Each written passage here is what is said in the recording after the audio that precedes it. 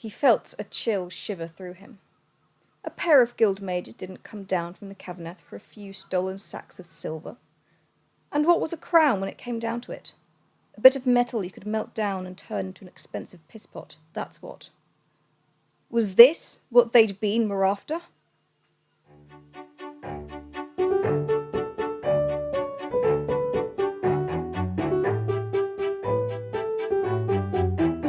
The Moonsteel Crown by Stephen Deas is a fantasy book about 3 gang members, Seth, Myla and Fings, struggling to survive against a backdrop of theft, violence, regicide, and the occasional zombie when the book remembers they exist.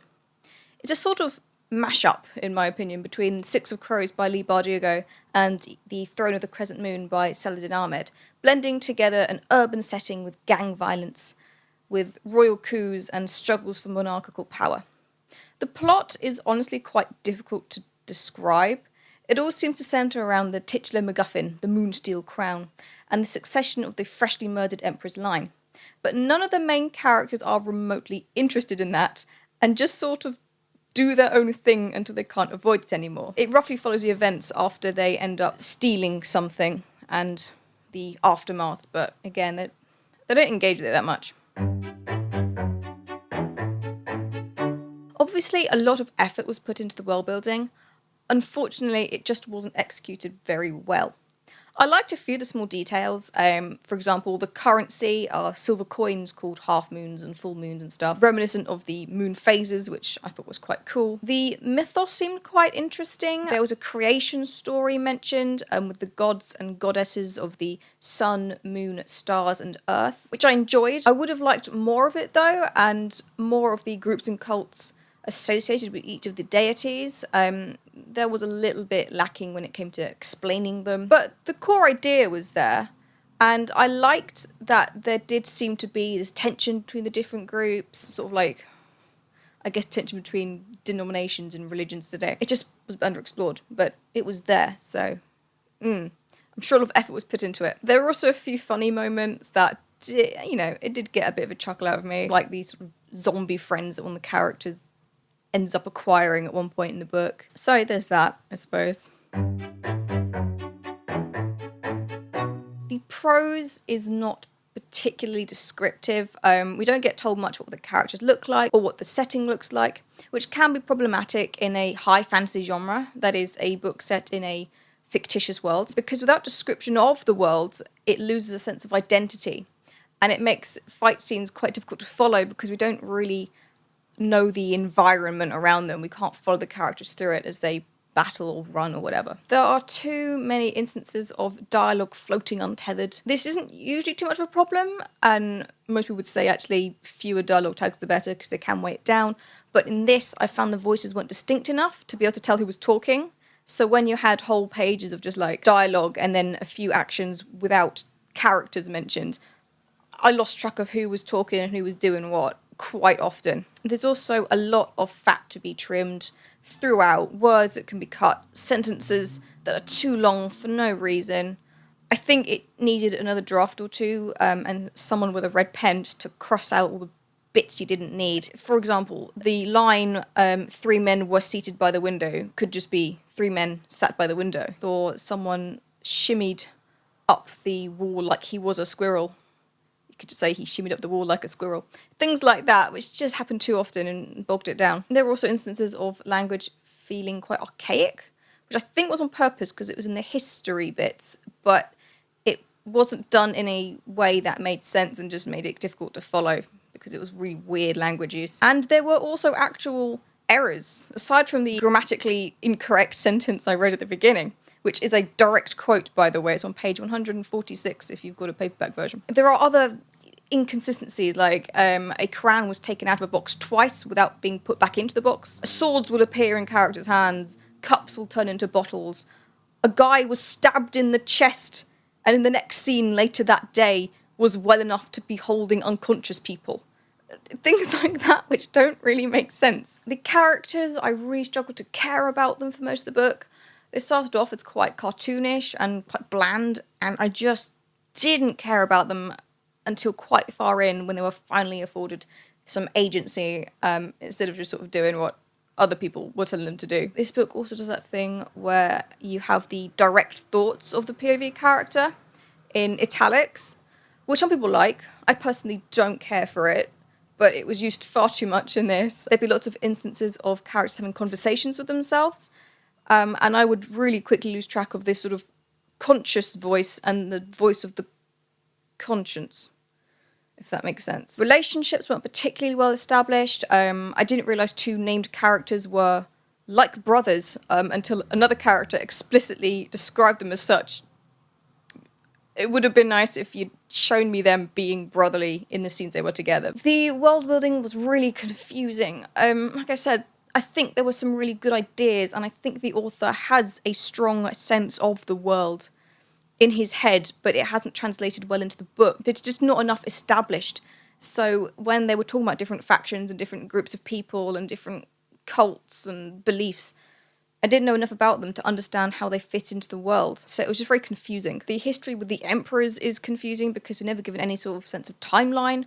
I don't know when some of the named emperors were alive, if they were like the last generation or hundreds of years ago. I would have liked a timeline maybe at the beginning. The history is also quite badly woven in. The story will just stop to tell us stuff. Sometimes it's its own thing, like a chapter will just be about the creation story. Other times it will go into the present as if a character is thinking about it, which seems a bit random. The only valid bits of history I liked were actually on the character's backstory. It was sort of told across the various chapters. It was why the character Seth was kicked out of priest school, but meandered quite a lot, and it took ages to reveal anything, so it was constantly like build up, and then nothing happened. And also I found it didn't really help inform the reader of anything about Seth's character, and backstories really should help you understand the character more, and it didn't help because the way he's portrayed in the present doesn't seem to gel at all with his priest school persona. And the information you actually got from those sections is quite vague and not particularly satisfying.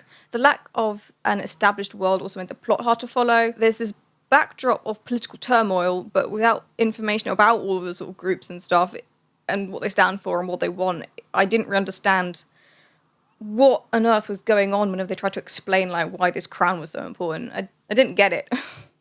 It just seemed to be like, oh, lots of people don't like each other for reasons, and the main characters don't care though, so why should I care? It's also just a bit confused with regards to like which deities are deemed as important.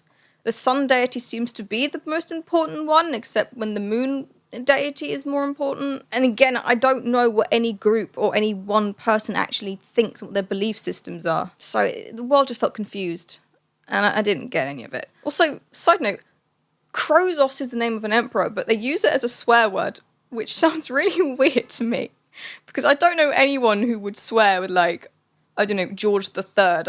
It's odd. It's not how swear words work. It also feels weird to have real world phrases like bee in the bonnet, but also make up like days of the week. They have like Moon Day, Abyss Day, and I think Tower Day, which makes it difficult to follow conversations about like the days of the week when I don't know what order they're in. So it's just words that mean nothing to me. I mean, that's a general problem. A lot of the sort of made up phrases, they didn't really have enough context for us to understand what they're talking about. For example, they used the word hand as a unit of time, but I didn't know how long a hand is. When they said you've got 6 hands till midnight, I didn't know what that meant. Is like hand like an hour? In which case, why don't they just say hour? Also, a hand is a way of measuring the size of a horse, isn't it? So, I don't know. The made-up words weren't integrated in a strong enough manner that the reader would understand what they mean, so it just comes across as confusing. The magic system had promise. The simple bits made sense, like the sigils used by priests to get rid of the dead men, aka discount zombies. And there was a fire mage who could make fire, but not very well. So that was fine, and I followed that, and I was like, great, excellent. But then there was another mage whose power, or the ability he was using, was to just point at people and shout to die. One character helpfully explained later that they'd been in trouble because the mage was using a death word. As if we might have thought he was, I don't know, shouting about German definite articles. That's German for the Bart. The. The character Myla was a bit confusing as well. She's something called a sword monk, which is a silly name, but also never explained, so I have no idea what they are or what they do or what they believe.